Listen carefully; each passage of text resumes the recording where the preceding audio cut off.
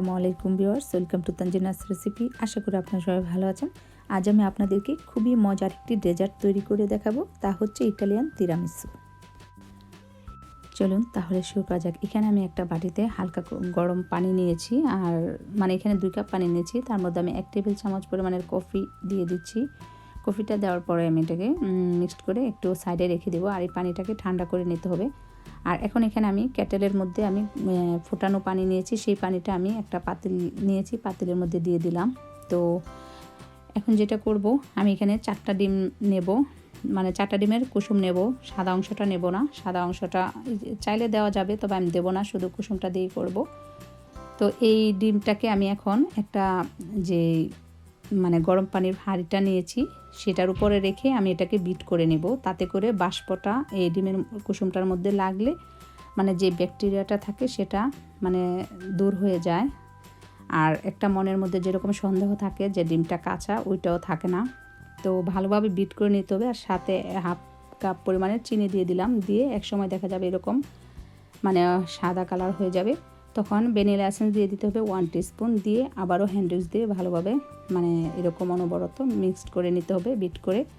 তো এখন আমার বিট করা হয়েছে, এটাকে আমি এখন একটু র্যাপিং পেপার দিয়ে র্যাপ করে পাশেই রেখে দেব। আর এখানে একটা বড় বাটি নিয়েছি, বাটিটা আমি ফ্রিজে ঠান্ডা করে নিয়েছি। তার মধ্যে আমি 1 কাপ পরিমাণের হুইপিং ক্রিম দিয়ে দিলাম। আর এখন একটা ইলেকট্রিক বিটার দিয়ে হুইপিং ক্রিমটাকে আমি বিট করে নেব। হ্যান্ড উইক্স দিয়েও করা যায়, তবে একটু সময় নেবে হ্যান্ড উইক্স দিয়ে করলে, সেজন্য ইলেকট্রিক বিটার দিয়ে করে নেব। তো ইলেকট্রিক বিটারের স্পিডটা মিডিয়াম স্পিডে রেখেই আমি এটাকে বিট করে নিচ্ছি। আমার এখানে 3 থেকে 4 মিনিট সময় লাগবে বিট করতে। এক সময় দেখা যাবে বিট করতে করতে যখন হেভি হয়ে আসবে, তখন স্পিডটাকে বন্ধ করে দিতে হবে। তো দেখতেই পাচ্ছেন। আর আমি চেষ্টা করব সহজভাবে করার জন্য। তো আমার ক্রিমটা এখন হয়েছে, এখন আমি এটাকে রেখে দেব পাশে। এখন আমি যে প্রথমে এই ডিম আর চিনি দিয়ে একটা বেটার তৈরি করেছি, সেটার মধ্যে এখন আমি মাস্কারপোনে মিক্সড করে নেব। আর এখানে আমি মাস্কারপোনেটা নিয়েছি 250 গ্রাম। তো এটাকে আমি একটা হ্যান্ড উইক্স দিয়ে তারপরে মিক্সড করে নেব। তো আমার এটা এখন মিক্সড করা হয়েছে। আর এটা যখন মিক্সড করা হবে, তখন যে হুইপিং ক্রিমটা আছে সেই ক্রিমটাকে মিক্সড করতে হবে। তো এখন আর এই হ্যান্ড উইক্স বা ইলেকট্রিক বিটার দিয়ে বিট করার দরকার নেই। একটি চামচের সাহায্যে এটাকে মিশিয়ে নিলেই হবে, আস্তে আস্তে আলতোভাবে। তো আমার এটা এখন খুব সুন্দরভাবে মেশানো হয়েছে। এখানে আমি লেডি ফিঙ্গার বিস্কিট নিয়েছি, আর এই বিস্কিটটা দিয়ে আমি তিরামিসুটা তৈরি করব। এখন এখানে একটা স্কোয়ার শেপের বাটি নিয়েছি, সেই বাটিটার মধ্যে আমি যে বিস্কিটগুলো নিয়েছি সেই বিস্কুটটাকে বিছিয়ে দিচ্ছি। তবে কফির পানিতে যে ভিজিয়ে নিচ্ছি, এটাকে 1 থেকে 1.5 সেকেন্ডের বেশি ভিজানো যাবে না, নয়তোবা বিস্কিটগুলো ভেঙে যেতে পারে পানির মধ্যে।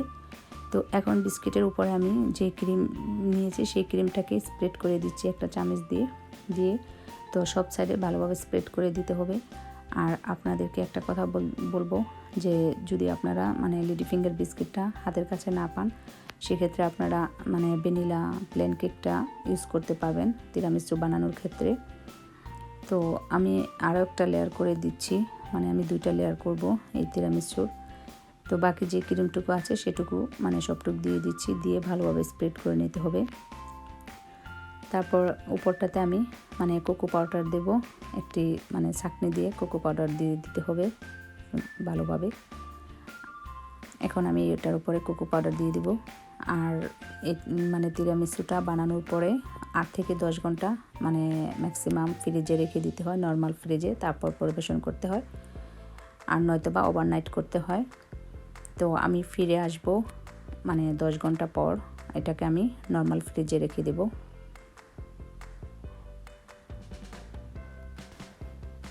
তৈরি হয়ে গেল আমার খুবই মজার ইটালিয়ান ডেজার্ট তিরামিসু। যদি ভালো লাগে তাহলে অবশ্যই আমার ভিডিওটি একটি লাইক ও চ্যানেলটি সাবস্ক্রাইব করে আমার সাথেই থাকুন। আর যদি খুব বেশি ভালো লাগে তাহলে অবশ্যই শেয়ার করুন, আমাকে কমেন্ট করে জানাবেন।